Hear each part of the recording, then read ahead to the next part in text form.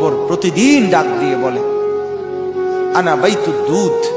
প্রত্যেকের কবর প্রত্যেককে ডেকে বলে, ও আল্লাহর বান্দা, জানো আমি পোকামাকড়ের ঘর, পোকামাকড়ের ঘর।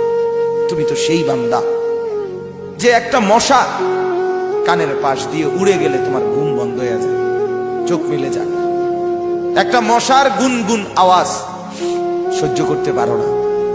একবার কয়েল, একবার অ্যারোসোল, একবার মশারি, এরপরও তুমি চাও যে একটা মশাও যেন আমার কানের কাছে গুনগুন না করে।